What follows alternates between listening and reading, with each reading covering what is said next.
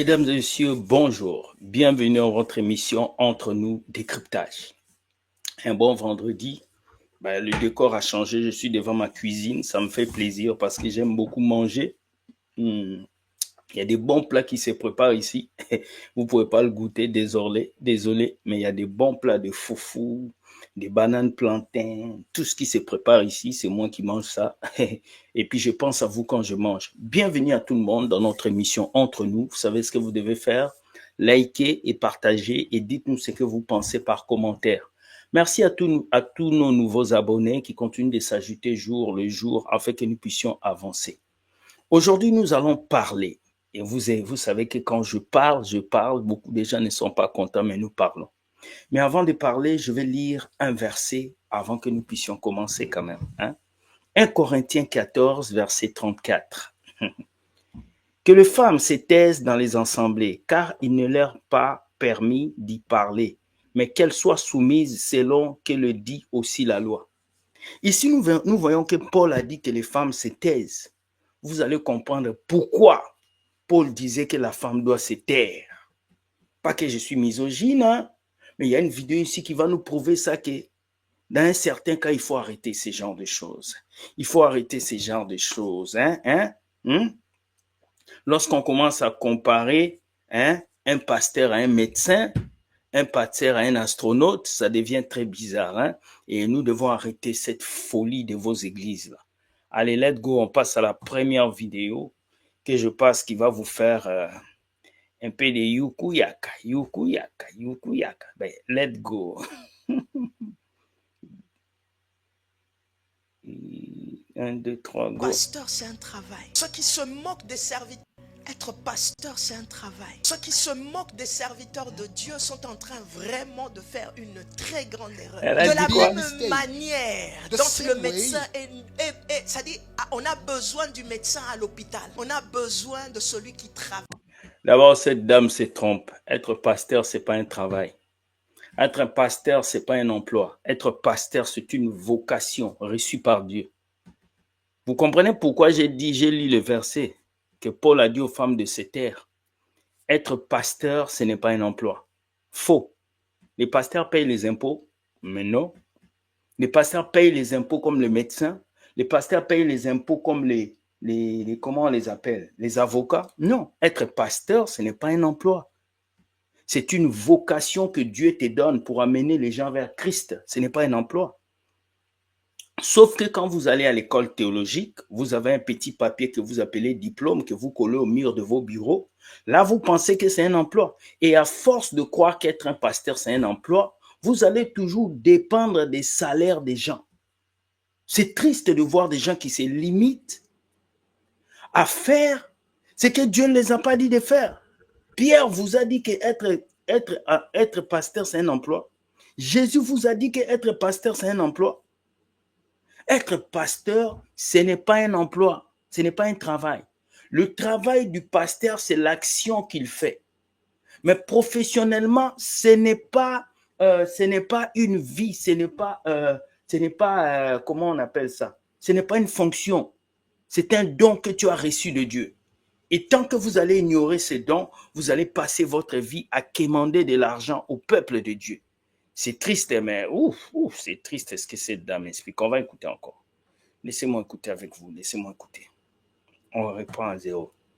Être pasteur, c'est un travail. Ceux qui se moquent des serviteurs de Dieu sont en train vraiment de faire une très grande erreur. De la même manière dont le médecin c'est-à-dire, on a besoin du médecin à l'hôpital. On a besoin de celui qui travaille dans l'œuvre de Dieu. Il n'y a aucun travail qui ne paye pas. Si toi, tu ne sais pas comprendre qu'au fait, quand tu vas travailler et que tu entres dans un hôpital, ton argent paye la facture du médecin.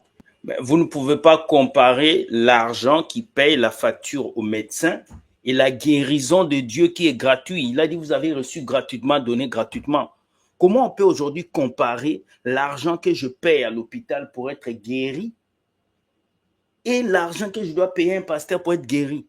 La Bible a dit, il n'y a rien qu'on peut monnayer avec la grâce que Dieu nous a donnée. Non, on ne peut pas comparer ces deux choses. médecin qui te consulte, c'est de la même manière que Dieu paye son serviteur. Cette mentalité de croire que le ministère ou l'évangile est gratuit. Voilà ces genres de personnes que Paul avait dit, elles ne doivent pas parler. Et les gens qui sont assis dans cette assemblée, il y a des hommes diplômés qui acclament cette dame qui dit des bêtises. Être pasteur, c'est un emploi, il mérite un salaire. Vous payez celui qui gère vos micros, vous payez les choristes qui sont dans vos églises, vous payez ces femmes-là qui viennent tous les jours essuyer vos bancs. Ce n'est qu'un pasteur chômeur qui n'a pas d'emploi qui peut parler comme ça. Et voilà des gens que vous appelez des prédicateurs. Des personnes qui ne veulent pas travailler dans leur vie pour chercher autre chose, mais qui vont venir vous dire qu'être un pasteur, c'est un emploi. Voilà pourquoi un jeune garçon de 20 ans qui va rester dans cette église ne va jamais aller à l'université, il ne va pas aller chercher un boulot, il ne va pas se former parce qu'il va mettre l'espoir pour dire que je vais devenir pasteur. C'est triste et c'est à ça que l'Afrique est réduite. L'Afrique est réduite à des personnes qui ne veulent pas se développer, qui veulent que devenir des pasteurs, des prophètes. Non. Désolé, je suis désolé. Je suis désolé. Un manque de connaissance. Je peux te bénir parce que c'est mon appel. Faux. Un être humain ne peut pas te bénir. C'est Dieu qui peut te bénir en passant par un homme. Mais si un pasteur te dit je peux te bénir, c'est un menteur. Aucune bénédiction vient d'un homme de Dieu. Toute la bénédiction vient de Dieu. Parce que c'est Dieu qui lui a donné cet appel. C'est Dieu qui lui a fait grâce. Donc faites très attention, ces personnes sont très stratégiques dans leurs paroles. Ils vont vous dire des paroles comme s'ils disent la vérité, mais ils sont en train de tromper, de tronquer, de renverser la parole de Dieu. Il dit, je peux te bénir. Non, tu n'as pas le droit de me bénir. C'est Dieu qui décide de me bénir. Tu peux dire des mots que tu veux. Si Dieu dit ça ne s'accomplit pas, ça ne s'accomplit pas. C'est le dessein de Dieu qui s'accomplit dans la vie des enfants de Dieu. Comme un médecin peut te donner un conseil, même en dehors de l'hôpital. Et lorsque tu entres dans son premises, lorsque tu vas consulter là où il travaille, tu vas marcher selon les principes de l'hôpital. Je peux te donner conseil sur les cheveux que tu as. Mais lorsque tu entres là où je coiffe, tu dois me payer ma facture. Et tu dois me payer ma facture. Donc, on compare l'appel de Dieu à un emploi. Donc, quand moi je veux voir un pasteur, il faut que je le paye. Mais c'est triste, hein? Quand moi je veux voir un homme de Dieu, il faut que je le paye. Mais c'est triste, hein, les amis. Est-ce que vous comprenez? Ces gens-là ne sont que des serviteurs du ventre. Ils ne servent pas Dieu, ils servent leur gain personnel. Donc, quand toi, tu viens consulter le pasteur attend sa facture. Mais pourquoi? Mais vous avez reçu gratuitement, donné gratuitement. C'est triste, les amis. Donc ton offrande n'est pas à être minimisée. Ne te lève pas le matin, minimisons le travail d'Aouah. Ne te lève pas en minimisant le travail d'Aouah. Ceux qui sont assis devant toi, c'est qui? Ce sont des poupées de Jésus. Ce sont des oins de Dieu aussi parce qu'ils ont le Saint-Esprit. Un vrai serviteur de Dieu ne prend pas l'appel qu'il a de Dieu pour un emploi. S'il prend ça pour un emploi, c'est un profiteur. Parce que qui dit emploi dit un salaire. Qui dit un salaire, c'est l'argent qu'on va le payer. C'est triste, hein? Franchement, réveillez-vous, les gars. Réveillez-vous. Réveillez-vous. On va regarder une autre vidéo. Déposez vos téléphones. Venez déposer ça ici sur ma tablette. Venez tous déposer sur ma tablette. Dépêchez-vous. C'est ça, il faut respecter le sacré. Déposez. Déposez. Je sais que vous n'étiez pas en train de noter. Déposez. Vous allez répondre au message après. Vous allez dire merci après. Si je te surprends pendant que je suis en train de prêcher avec le téléphone et que moi je sais que ce n'est pas la prédication que tu es en train de noter, je prends, je mets ici. À partir de maintenant, on doit faire l'effort de respecter le sacré. Quand on va prier sur WhatsApp, ceux qui ne se connectent pas, on les supprime. Oui. On les supprime. Si toi-même tu n'as pas le fardeau de ta vie, tu n'as pas le fardeau de ton âme, pourquoi moi je dois m'en soucier? Paul avait dit aux femmes de se taire. Aujourd'hui, je vais juste vous rappeler ce verset-là. Taisez-vous. Parce que si vous ne vous taisez pas, vous venez faire de la bordellerie à l'église. Regardez une femme dans une église où il y a beaucoup d'hommes, des hommes diplômés. Elle dit déposez vos téléphones ici. Elle vous exige de prendre vos téléphones que vous avez achetés avec votre argent, de déposer ça par terre dans un lieu que vous payez, dans un lieu où vous donnez des dîmes, dans un lieu où vous donnez des offrandes. Mais ça, c'est un abus d'autorité. Des pères de famille qui écoutent une femme qui leur dit déposez les téléphones. Oh là là! Il faut que la femme se taise. Paul, tu avais raison, hein? Trop d'émotions. Et comme vous êtes des moutons, vous faites tout ce qu'on vous dit dans ces églises. Tu déposes ton téléphone que tu as acheté avec ton argent. Il faut respecter le saint. Il n'y a rien de saint ici.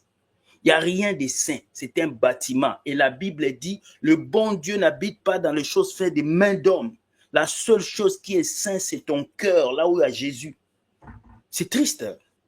On va encore regarder. Vous êtes à l'école primaire. Déposez votre téléphone, venez déposer ça ici sur ma tablette. Venez tous déposer sur ma tablette. Dépêchez-vous, c'est ça, il faut respecter le sacré. Déposez, c'est que vous n'étiez pas en train de noter. Déposez, vous allez répondre au message après, vous allez dire merci après. Si je te surprends pendant que je suis en train de prêcher avec le téléphone et que moi je sais que ce n'est pas la prédication que tu es en train de noter, je prends, je mets ici. À partir de maintenant, on doit faire l'effort. Ben, si les gens doivent déposer les téléphones, ça veut dire même pour faire l'amour, vous devez appeler le pasteur. Hein, ça veut dire même pour voyager, il faut appeler le pasteur. Mais où est la liberté? La Bible dit là où il y a l'Esprit de Dieu, il y a la liberté. Où est la liberté ici? Vous n'êtes plus libre, vous êtes des esclaves de ces pasteurs. Je sais que les gens vont dire, non, arrête de critiquer, mais c'est une bonne chose qu'on doit vous dire ça. Où est la liberté que Christ vous a donnée? Vous n'êtes plus libre parce que vous êtes obligé d'accomplir les désirs de vos pasteurs et non les désirs de Jésus. Parce que le caméraman qui filme là, il devait aussi déposer sa caméra. Elle qui tient le micro, elle devait déposer son micro. Les amis, la Bible nous dit là, l'Esprit de Dieu a la liberté. S'il vous plaît, les pasteurs, n'abusez pas de votre autorité quand même. Ce sont des êtres humains, ce ne sont pas des animaux. Moi, si ma sœur est dans une telle église, je la fais sortir. Si moi-même j'étais là, j'allais dire la vérité à ce pasteur. C'est triste, mes amis. Réveillez-vous quand même. On ne peut pas vous manipuler de la sorte. Oh, c'est triste, hein? On va avancer encore. Mon prénom aujourd'hui n'est plus un simple prénom, mais c'est une entité.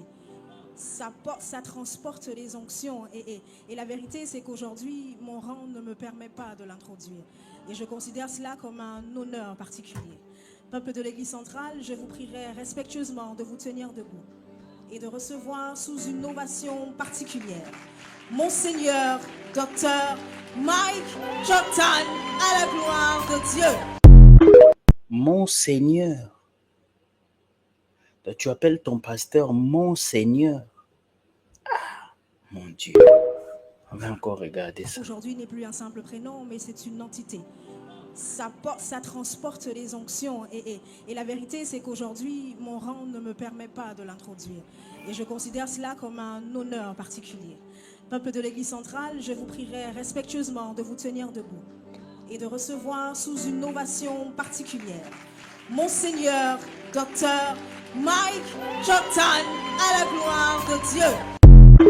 Monseigneur Mike Jordan, à la gloire de Dieu. Il n'y a pas de gloire de Dieu là, c'est la gloire d'un homme. Tout pasteur qu'on annonce comme ça dans son église, c'est un gourou qui dirige les gens. En tout cas, moi, tout ce que je vais vous dire, sortez de ces églises-là. Les églises où on adore l'homme de Dieu, il est le puissant, il est le super humain, il a l'onction, il a ceci, cela. Non, la gloire doit revenir à Jésus. Voilà pourquoi je vous dis dans ces églises bâtiments, c'est la gloire du pasteur, c'est pas la gloire de Dieu. Où est Jésus là? Le nom de Jésus est arrivé à la fin. Mais tout ce qu'elle a dit au début, c'est pour un être humain.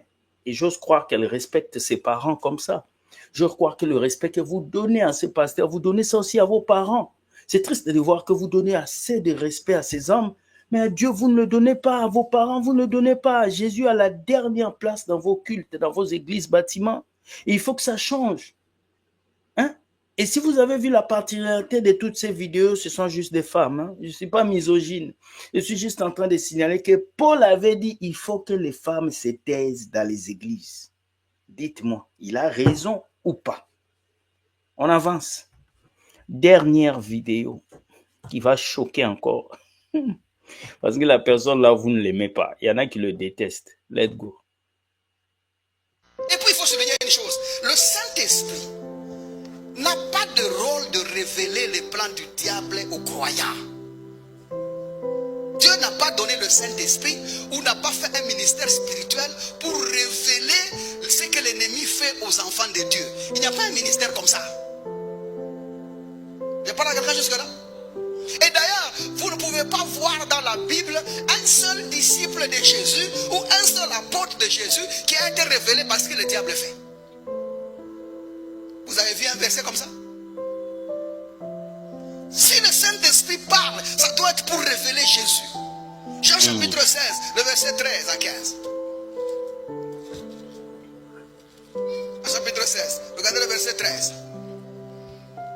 Il dit, quand le consolateur sera venu, c'est qui le consolateur? L'esprit de vérité. Il dit, il nous conduira dans toute la vérité. C'est ça son travail, nous amener dans la vérité qui est en Christ. Il dit, car il ne parlera pas de lui-même. Vous vous imaginez, le Saint-Esprit ne parle pas de lui-même, il va parler de Satan. Et lui-même d'abord il ne parle pas, il va parler du diable. Est-ce que quelqu'un a compris un peu l'ampleur de ce que je veux dire ici?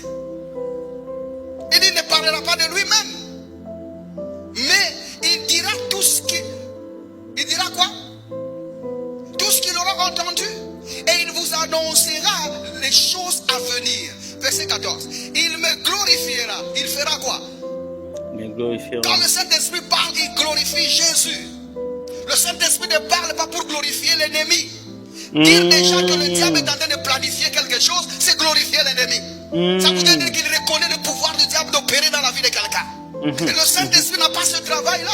La Bible dit, il me glorifiera. Il ne glorifie que Jésus. Il dit, parce qu'il prendra ce qui est à moi et vous l'annoncera. Son travail, c'est prendre ce qui est de Jésus et nous annoncer. Et ce qui est de Jésus concerne sa venue, sa mort, son ensevelissement et sa résurrection. Le diable, le Saint-Esprit ne sait dire que ça. Pas le diable. Quel diable? Le Saint-Esprit ne sait dire que ça. Il ne peut pas dire autre chose.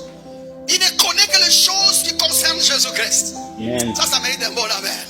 Quand lui il ne parle que de Jésus glorifié.